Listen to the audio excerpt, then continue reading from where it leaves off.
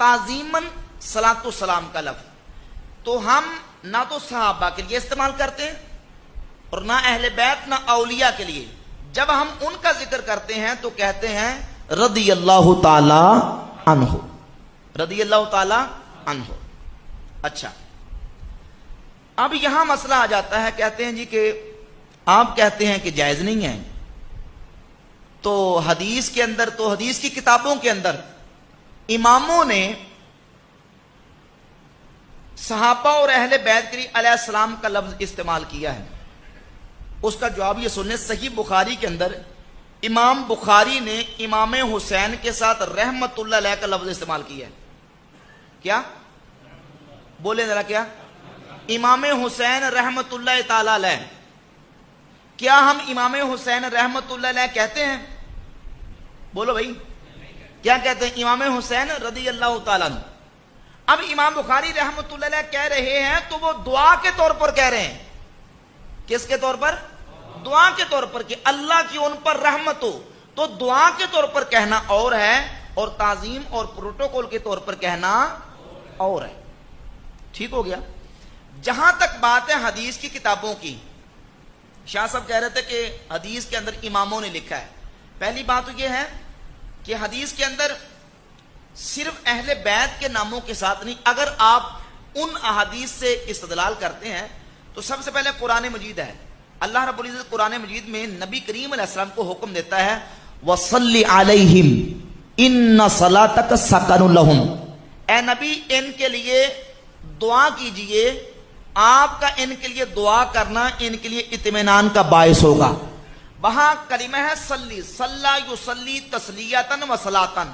مانا یہاں دعا کرنا ہے کہ اے نبی دعا کیجئے, صلی علیہم ان کے لیے دعا کیجئے.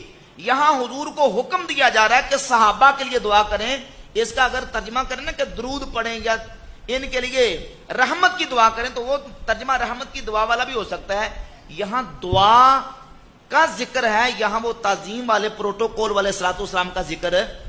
ایک صحابی ہے عبداللہ بن ابی اوفا رضی اللہ تعالیٰ عنہ, صحیح مسلم کے اندر حدیث موجود ہے. نبی پاک علیہ الصلوۃ والسلام کی بارگاہ میں آئے تو حضور نے دعا کی اللہم صلی علی آل ابی اوفا, اللہم صلی علی آل ابی اوفا. اگر صلی کا معنی یہاں درود ہی کرنا ہے تو معنی یہ بنے گا یا اللہ آل ابی اوفا پر درود نازل فرما.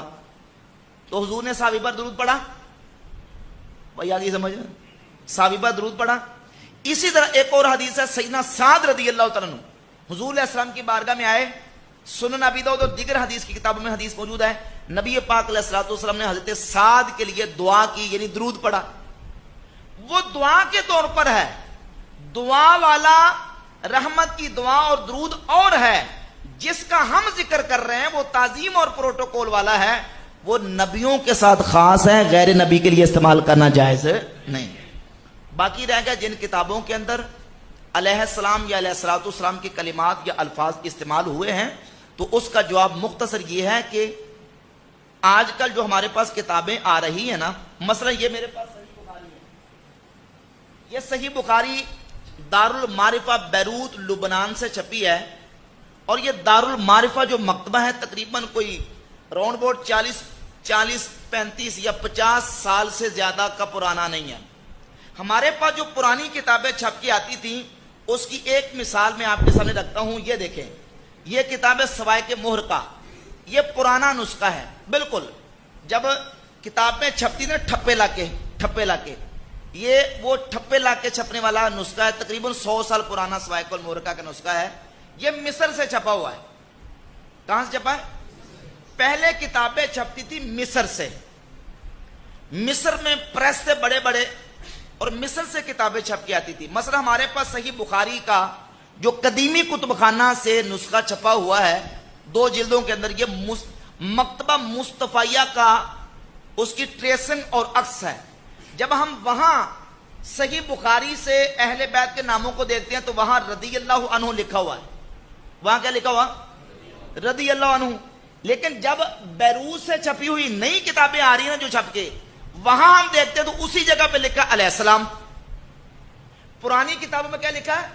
رضی اللہ عنہ. نئی کتابوں میں اور آپ کو یہ بھی بات عرض کر دوں کہ بیروت کے اندر تقریباً میجورٹی شیعہ کی ہے. کن کی؟ اہل سنت سے شیعہ وہاں زیادہ ہے.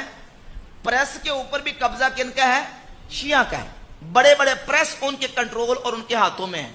اگر کوئی بندہ کمپوزنگ کرتے ہوئے صرف اس نے بٹن کلک کرنا علیہ السلام کا، وہ بٹن کلک کر کے رضی اللہ عنہ کی جگہ پہ علیہ السلام لکھ دیتا ہے، تو وہ امام بخاری کے کھاتے میں، امام مسلم کے کھاتے میں نہیں جائے گا، وہ کمپوزر کے کھاتے میں جائے گا.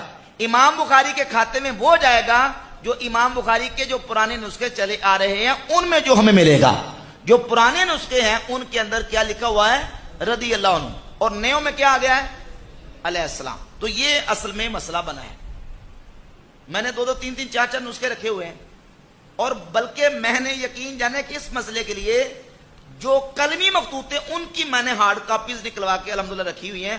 ان ہارڈ کاپیز کے اندر بھی رضی اللہ عنہ لکھا ہوا ہے، اور جو پرنٹ ہو کے آ رہے ہیں نئے نسخے ان کے اندر علیہ السلام، علیہ الصلوۃ والسلام اس طرح شیعہ ڈالتے جا رہے ہیں. تو یہ کمپوزرز کا کام ہے، محدثین کا کام نہیں. ٹھیک ہو گیا؟ اب شاہ صاحب بولے. مفتی صاحب